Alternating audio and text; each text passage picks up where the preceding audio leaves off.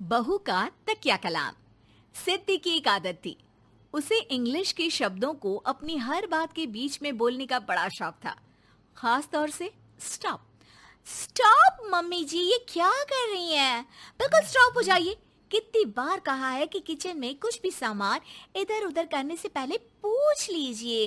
अरे क्या stop stop करती रहती है। तेरा बस चले तो पूरी दुनिया स्टॉप करा दे। और हाँ, सामान इधर उधर नहीं, मैं बस ये देख रही थी कि चीनी कहाँ है। चाय पीने की तलब थी। स्टॉप मम्मी जी, अब ये मत बोलिए कि आपको ये भी नहीं पता कि किचन में चीनी कहाँ होती है। सास को सिद्धि की बात बिना सर पैर की लगती है।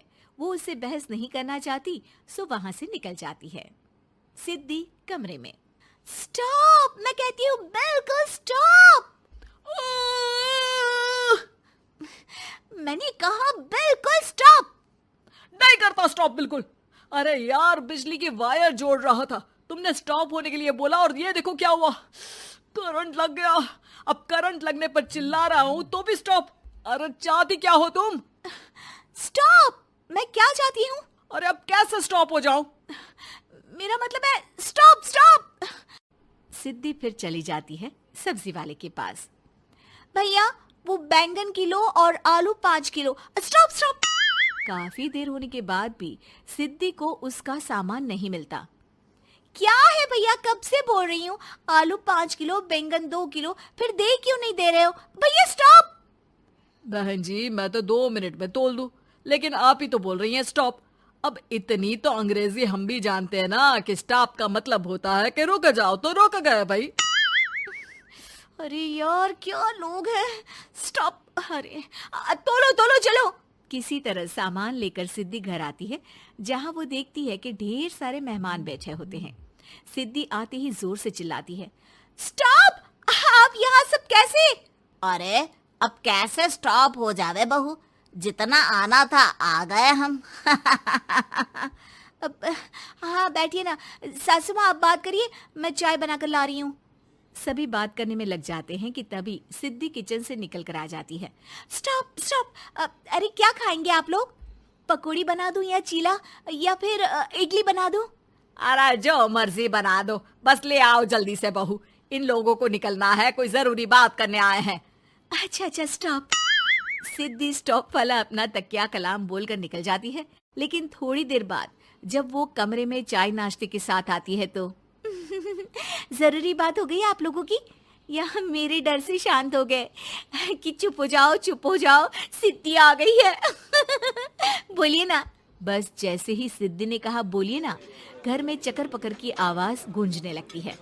अरे तुम स्टॉप क्या बोल कर गई, सभी शांत हो गए, अब बात शुरू करेंगे। हाँ भाई बहू, तुम वो स्टॉप बोल कर गई तो हम लोगों को लगा कि शायद तुम भी सुनना चाहती हो कि हम लोग क्या बात कर रहे हैं। फिर जो मेहमानों की बात शुरू होती है वो घंटों बीत जाते हैं, चलती ही रहती है। अरे तेरे स्टॉप के चक्कर में दोपहर हो गई, अब जाकर सबके लिए जा खाना बना कर लिया। तभी स्टॉप नहीं बोला होता तो अब तक बात खत्म हो चुकी होती। बेचारी सिद्धि करती भी क्या, खुद के स्टॉप बोलने की आदत से खुद ही परेशानी मोल लेती है। आप लोग खाना खाकर जाइए, हाँ मैं जा रही हूँ बनाने। मम्मी जी, लेकिन स्टॉप, मैं ना खाना बना कर लाती हूँ। सिद्धि सबको खाना खिलाकर विदा करती है। पूरी तरह से थक चुकी सिद्धि शाम को पार्क में वॉक करने जाती है। स्टॉप यार, आज तो मैंने बहुत खा लिया, पेट लग रहा है कि फट ही जाएगा। सहेली एक जगह खड़ी होकर सिद्धि की बातें सुनती है। सिद्धि उसे दिन भर की सारी बातें कहती हैं। स्टॉप यार स्टॉप, चल मैं घर जा रही हूँ। सोचा था थोड़ा वॉक कर लूंगी, पेट हल्का हो जाएगा।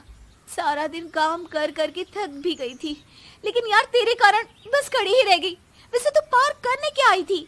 और यार बड़ी अजीब लड़की है, मैंने कितनी बार बोला कि मैं वॉक पर आई थी, लेकिन तू स्टॉप स्टॉप बोलकर रोक लेती थी मुझे। यार प्लीज अब तू जा, मैं वॉक करके ही घर जाऊंगी। ओ यार, वो स्टॉप तो मेरा तकिया कलाम है। घर के सभी लोग सिद्धि के स्टॉप से परेशान थे। वे कभी उसके बोलने पर स्टॉप हो जाते तो मुसीबत आ जाती, कभी नहीं होते तो भी मुसीबत आ जाती। अरे मैं तो इस बहू के तकिया कलाम से परेशान हो गई हूँ। अरे कोई तो उसकी ये आदत हटाए। देखो माँ, ये जो आदत होती है ना, जब तक खुद की जान पर न बन जाए आदत छूटती नहीं। अरे उसकी जान पर बनाए उससे हमें क्या, हम लोगों के लिए तो ये परेशानी का कारण बनती ही जा रही है। उधर सिद्धि खुद सोचती है, अरे यार, पहले बाजार से देर, फिर दिन का सारा खाना, और फिर पार्क में मैं टहल भी नहीं पाई। क्या करूं?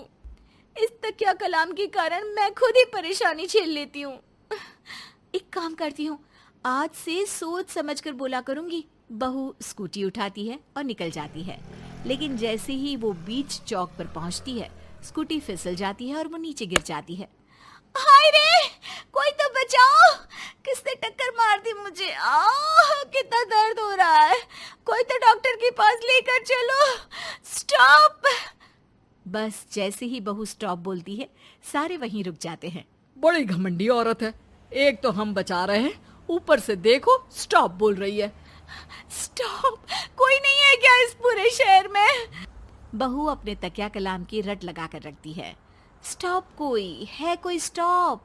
लोग उसकी मदद के लिए आगे तो आते हैं, लेकिन जैसे ही उसका तकिया कलाम सुनते हैं, वहां से निकल जाते हैं। तभी कहीं से उसका पति लौट रहा था। वो बीवी को रास्ते में पड़ा देख हैरान रह जाता है। अरे तुम यहाँ, कितनी चोट लगी है तुम्हें? पति आसपास खड़े लोगों पर गुस्सा हो जाता है। आप लोगों को दिखाई नहीं दे रहा कि मेरी बीवी को चोट लगी है? कोई भी नहीं है जो उसे उठाकर बिठा सके? अरे भाई साहब, कोई क्या मदद करे इस महिला की? और इतनी घमंडी है, जब भी इन्हें उठाने की कोशिश करो स्टॉप स्टॉप बोल देती है। स्टॉप! ये क्या बोल रहे हैं आप लोग? मैं पिछले आधे घंटे से दर्द सह रही हूँ। स्टॉप! पति समझ जाता है कि मामला क्या है।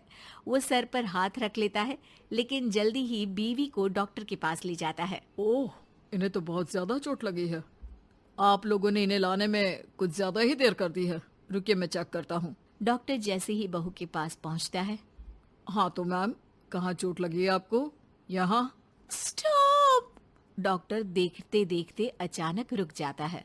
अब भी स्टॉप? अरे नहीं नहीं डॉक्टर साहब, अब तो सपने में भी स्टॉप नहीं बोलूंगी।